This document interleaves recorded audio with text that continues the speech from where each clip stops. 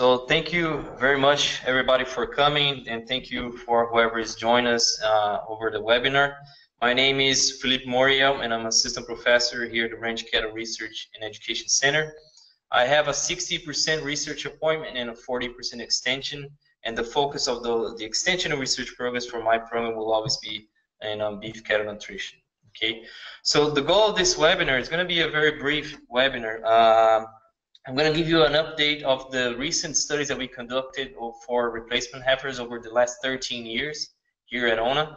And then I'll also show you the most recent study that we conducted over 3 years to evaluate the impact of growth rate and puberty induction protocols for beef heifers here in Florida.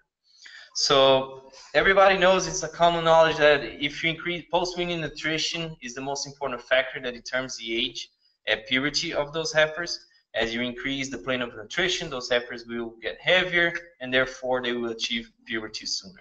And so if you're planning for those heifers to calve as a 2-year-olds, those heifers, they need to get pregnant by 14 to 15 months of age. That means that they need to achieve puberty sooner than that. And for that to happen, we need to increase their plane of nutrition. So the traditional guidelines is that you would, for Boston Indicus influence heifers, they need to achieve between 60 to 65% of their mature body weight at the start of the breeding season. And for both starters heifers, you would need to achieve between 55 to 60%. Okay, but recently there has been some focus on trying to develop the heifers at a lower plane of nutrition to decrease cost, but still achieve the same reproductive performance. So in this study here, was done in 2008, they got a group of heifers that were 25% of their genetics came from Angus, 25% for Hereford, 25% Simmental, and 25% Gelbvieh. So they divided those heifers in 2 groups. They call it an intensive treatment, where those heifers were developed to achieve 55% of their mature body weight at the start of the breeding season, and their breeding season lasted for 45 days. And they also had a relaxed treatment where they developed those heifers to achieve 50% of their mature body weight at the start of the breeding season, but their breeding season was extended by 15 days. Their idea is that you could develop them at a lower plane of nutrition and still achieve the same overall reproductive performance by just extending the breeding season by 15 days. So in order to do that, the intensive heifers, they were supplemented at about 0.8% of their body weight with concentrate on a dry matter basis, and the relaxed heifers were supplemented at 0.2% of their body weight on a dry matter basis. So what they found was, in terms of mature body weight at the start of breeding season, they were really close to what they planned, 56 to 51%. Pubertal heifers at the start of breeding season, no statistical differences, but obviously the heifers that were in intensive treatment, numerically more heifers reached puberty at the start of the breeding season, but look at the pregnancy rates, no differences. They also evaluated those heifers as first calf counts on their second breeding season. They also saw no differences on calving distribution or second pregnancy rates. So those authors, they're suggesting that you could achieve successful reproductive performance by developing those heifers at a lower plane of nutrition. But again, all of those studies, and there are several after these ones, were done in both starters heifers only. Now, over the past 13 years, those are the studies that we have conducted here at ONA. Okay, so if you look at the amount of supplementation, most of them offered supplements at about 1% of that heifer body weight over the entire study, either from molasses-based supplement or a soybean hulls-based supplementation. When you look at overall average daily gain for each of those studies, in average, they were a little bit less than a pound a day. So when you look at the body weight as a percentage of mature body weight at the start of the breeding season, we only achieved between 50 to 60%. With a few exceptions, we were higher than that. And that explains the relatively small pregnancy rates that we achieved in those studies, usually in average between 50 to 60%. There's one exception for one of the treatments in one of the studies where we developed those heifers to receive supplementation at 1.5% of their body weight. When they achieved 73% of the mature body weight at the start of the breeding season, pregnancy rates were close to 90%. So that suggests that if you develop those heifers to achieve close to 70%, those heifers would achieve quite relatively high pregnancy rates. Okay, but with that in mind, what we wanted to do was we designed a 3-year study where we used 60 heifers per year for 3 years. Those heifers were in average 550 pounds at the start of the study and 10 months of age, and then we randomly assigned them into 12 Bahia grass pastures each year. So the treatments consisted of a combination of 3 different growth rates and the use or not of puberty induction protocols. So the low heifers, the heifers assigned to a low growth rate, we supplemented those heifers so that they would achieve at least a pound of average daily gain over the entire study. And so those heifers would achieve 55% of their mature body weight at the start of breeding. The median heifers, the overall average daily gain, our target was for 1.6 pounds per day and achieved 63% at the mature body weight at the start of breeding season, and the high heifers at 2.2 pounds per day and achieved 70%. And then within each group, we assign half of the heifers to a puberty induction protocol and the other half no puberty induction protocol. In terms of supplementation, the supplements consisted primarily of molasses and crude glycerin for all treatments, and the average supplement intake based on an average body weight, percentage of the heifer body weight, was 0.6 for the low heifers, 1 for the medium heifers, and 1.5 for the high heifers. The supplement contains in average 81% TDN and between 13 to 17% crude protein. Okay. Now, in terms of puberty induction protocol, this is a protocol that we use about 20 days before the start of the breeding season. Those heifers remained with a seeder for about 10 days. 2 days after that, they were injected with GnRH, and then 7 days after that, they were injected with prostaglandin.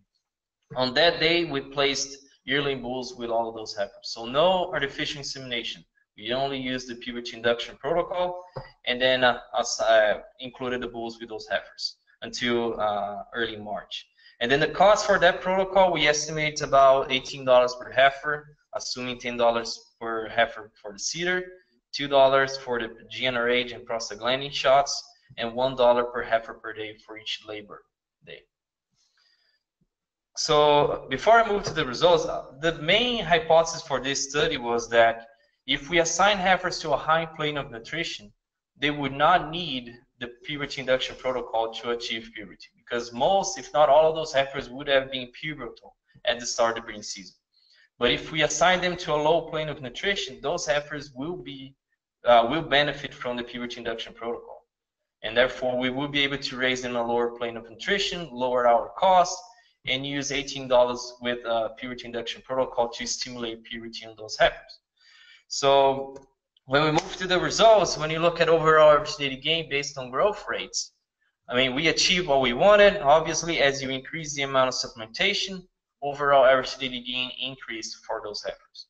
Okay, and but also the cost of supplementation as well.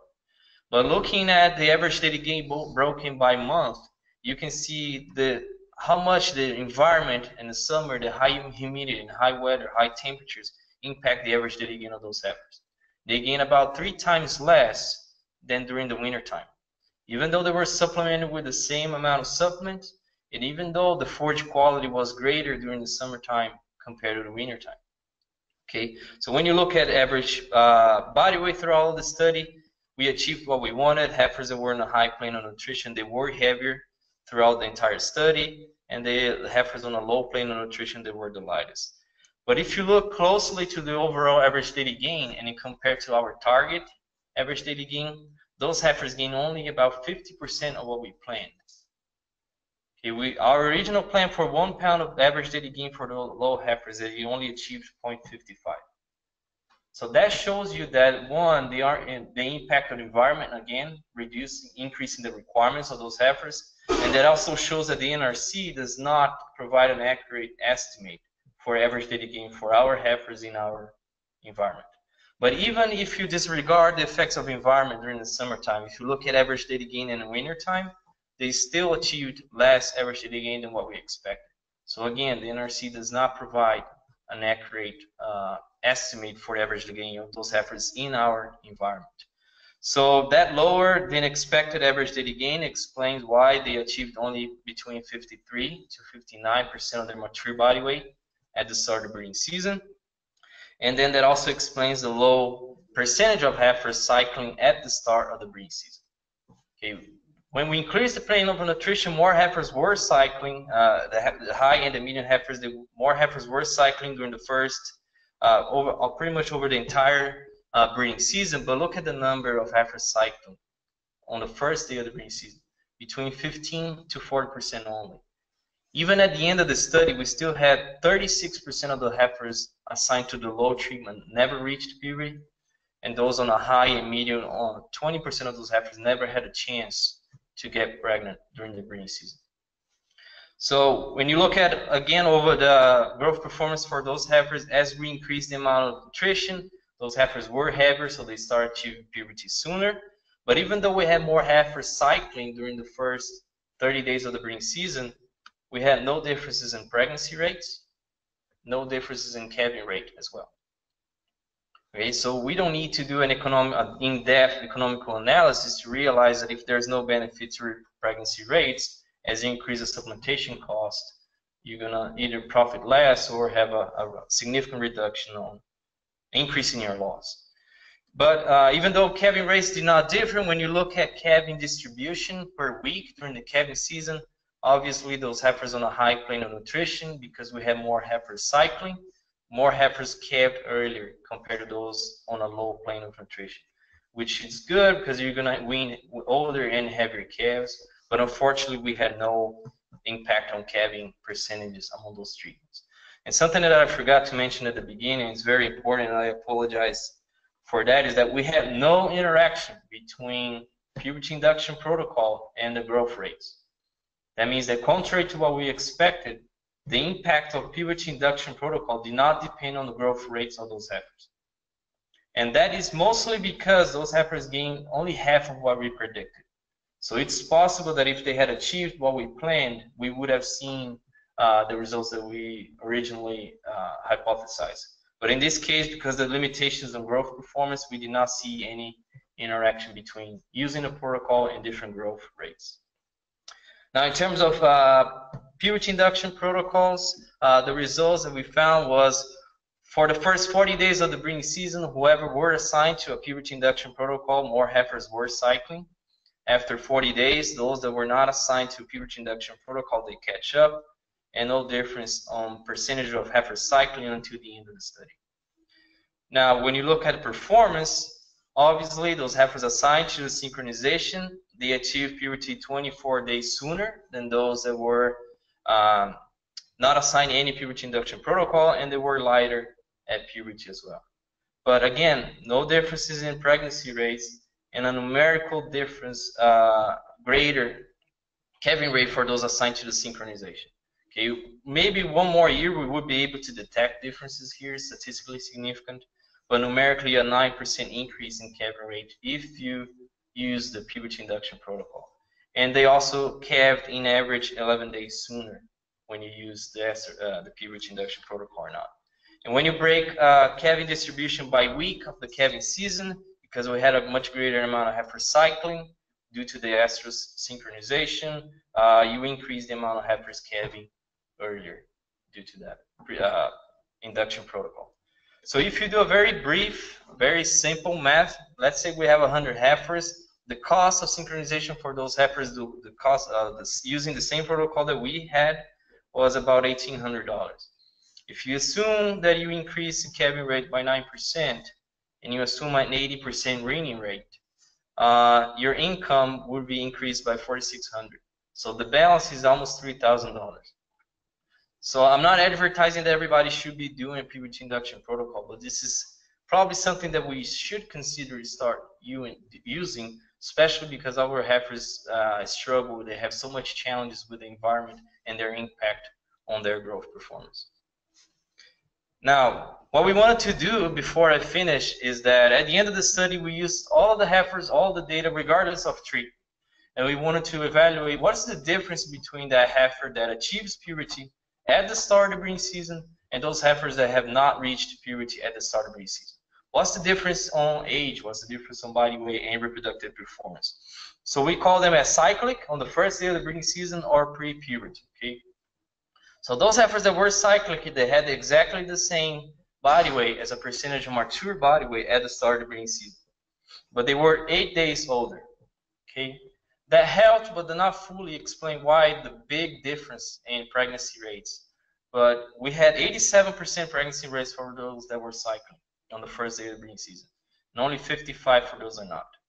72% calving rate against 51. In average, they kept 15 days sooner, and no differences in calf birth weight. And then when you look at calving distribution separate by week over the entire calving season, those heifers that were cycling at the start of the season, they calved much sooner. Okay, so that shows us that the main limiting factor for us here in Florida is the late puberty achievement of those heifers. Because if they do cycle at the start of the breeding season, they can achieve relatively really high pregnancy rates in our environment. So just in summary, again, we did not see any interaction between growth rate and puberty induction protocol. And that's probably because they gained half of what we planned. We did increase, as we increased the plane of nutrition, we increased the amount of Halfrecycling at the start of the breeding season, but we had no impact on pregnancy and calving rates. And with the use of puberty induction protocol, we increased puberty achievement, we numerically increased calving rate, and increased the percentage of heifers calving sooner.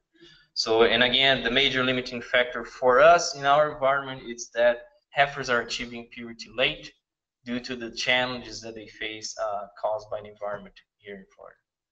Okay, so this was a very brief seminar. My contact information is shown right there. We will continue to have webinars like this throughout the year and the years to come. So stay tuned, and I'd like to entertain any questions from those at the webinar right now.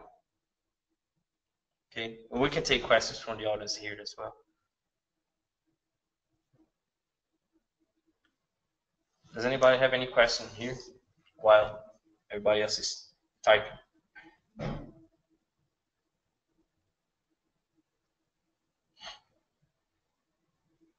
I'll give a couple minutes so that they have time to write their question. That study from USDA and Mark, they were looking at 50 versus 55. That's right. And I wonder why they wouldn't look at 60. That's kind of a common number that you hear, 60%. Maybe that's the threshold to pick up these differences. Yeah, I don't know why. The only thing that I can think of is that they already planned to be 55 to be at the lowest cost possible for that treat. And then go even lower than that. But they don't provide any justification why they use 55 instead of 60. But there's several other studies that came after that.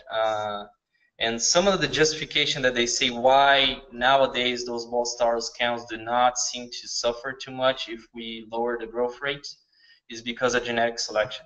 Those heifers are being able to be highly fertile, even though they are at a much lower body weight. And that might not have been happening with our heifers in our environment.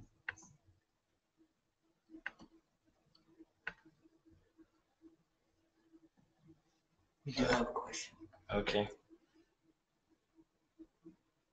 Well, I don't think we do have good.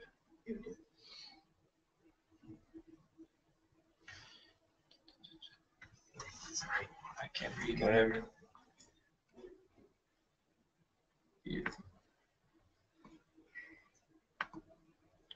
Yeah, we have a question. Do you think that the earlier maturing heifers are due to genetic predisposition to mature earlier? And that's exactly what they have discussed in that.